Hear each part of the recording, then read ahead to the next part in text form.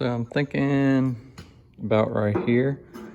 Wherever I put it, I don't want it to be a clearance issue with this because I want to pop that in and out. The thing needs to be serviceable for just worst case scenarios. So I'm gonna put this pipe here, which is gonna let the fuel hose sneak under it. I'm gonna just pop a hole right there with the old faithful corded drill. Corded drills always have more torque, so that's almost a surefire way to snap a bit. So I'll go ahead and mark that off. And so I'm gonna put that fire extinguisher there because as I drilled the pilot hole with this, when I say pilot hole, I mean the exact size I was gonna start out with. The tank vibrated a lot.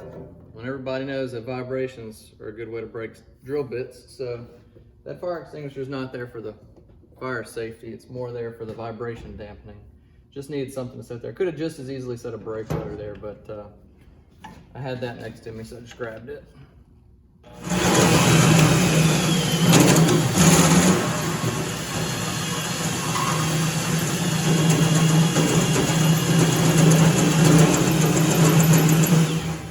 And I guess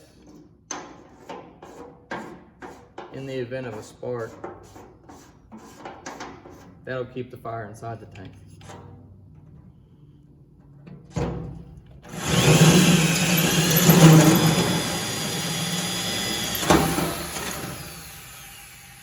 Nice, and I got the center. I was worried I was gonna have to fish that out.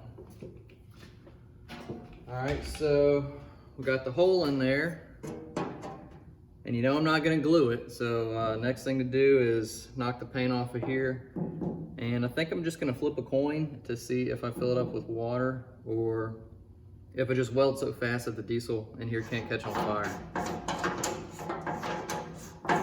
It's not like gasoline, it's relatively safe to work around, so I might skip flipping a coin, we'll see. All right, so I got the hole prepped. Might hit that again.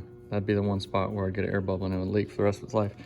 And we got the galvanized stainless tubing that's gonna get welded onto it. You gotta look really hard to find galvanized coated stainless. So we're gonna go ahead and, I couldn't find a coin to flip on whether or not to fill the tank with water. But I mean, hindsight's 20/20. I fill the tank with water, oil floats on top of water, so it would push whatever contents of the tank are up to be more exposed to fire, but it would be less oxygen. So, tell you what, I'm gonna try it this way. It's Sunday, I plan to go to church. Certainly the big guy upstairs wouldn't let something happen to me since I haven't been to his house yet. So let's go with that. I'm feeling confident. I'll go really slow. If it's gonna catch on fire, I'll stop her. I'll get a cup of water or something. All right, how to weld a steel diesel tank. Episode 1. If it goes south, there will only be one episode, so make sure and subscribe for that. I don't know what could possibly go wrong. You always want to remember to take your Apple Watch off because it will overcharge when you're welding. Got your cup of water here. It's just regular tap water there. I don't know if you can see that. That's in case, well, you need it because you're thirsty. So I think my plan of attack is just going to be some light tacks.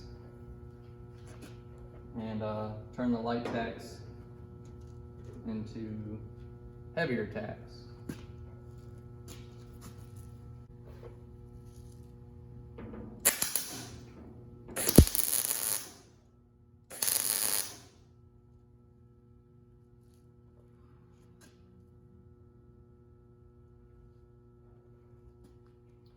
Let's get you in on here. Take a peek at this before I go some more. So make sure it's straightish. This looks like it's covering all the holes. And it's gonna be a side entry, remember, from the earlier videos.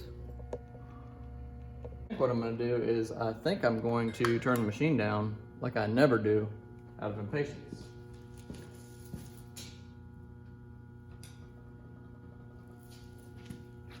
shave a 1/10 of a volt off there. Makes all the difference in the world, I'm sure.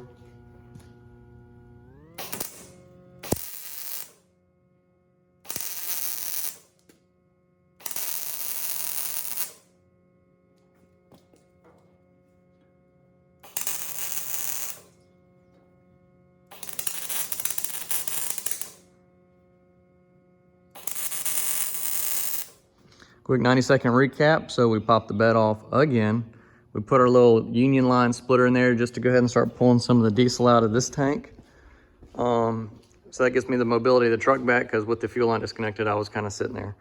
We got the bed frame bracket pulled off. So I'm gonna go ahead and start flapper wheeling that next. Get that all cleaned up, sanded, maybe soften like the really jagged points where I know I'm gonna be working around later. Busted a hole in the tank with the hole saw. Did a bunch of stitch passes with the welding machine around it. Strongly considered putting water in there. Settled for a cup of water in case a fire broke out. That doesn't mean a fire broke out because you see the water on the ground. I just did that to cool it off. Did a bunch of stitch passes around it. Once the stitch passes were good, and I made sure that I didn't knock any more holes in the filler tube. Let it cool off, and then basically rotated and then did the stitch passes again, so that way I was welding on top of the gaps where I started and stopped. So I highly doubt there's any leak there whatsoever, but I'll probably test it to make myself feel better with the shop vac or leaf blower or something like that. Just tape it on there, spray it with soapy water, and run it. That will also let me check that filler neck to make sure it's a good seal. It doesn't have to have a lot of PSI. I don't know, if it holds 10 PSI, I'm happy. That's all I'm really looking for, because diesel will find a crevice and it will slip out of it. Go ahead and degrease that and throw some primer on both of these things and make them up for the long run. Stop messing with these things.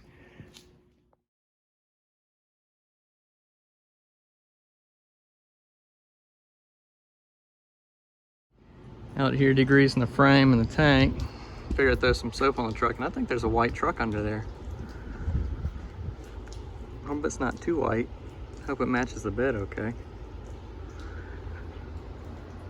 Kind of my surprise the frame's actually black under all that clay too. Gonna clean up okay. I got the tank all pressure washed off and the frame all pressure washed off, so time to slap those together and roll on a little bit of paint. Get this thing starting to look like it's all the same color. You'll notice I washed the back of the cab. It's not green anymore, but the inside the glass on the back of the cab is. So I don't know if I should bust out some bleach or call a termite company, get them to come out and figure out what's been living in there. Something's moving around. But yeah, let's get this thing slapped up there.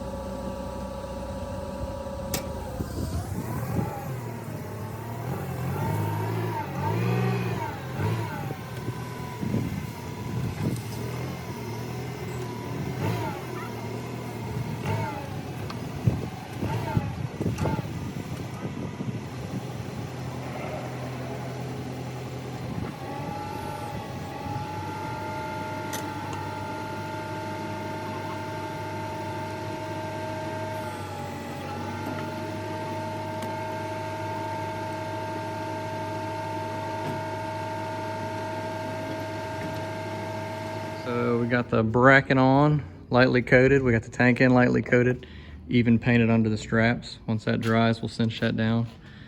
Starting to clean up. I haven't decided if I'm gonna take any leaf springs out, so we didn't waste any time painting those for right now. But that part's probably done. Probably won't come off the truck again, which is really gratifying. The filler neck, of course, is ready to go, ready to receive its filler hose. We got these lines ready to be laid out. Don't know if I'm gonna attach the vent line to the filler neck like a traditional truck or let that dangle under. Just gonna have to wait and see. That was just a quick hand coat. Probably throw another quick hand coat on there later. But starting to come together.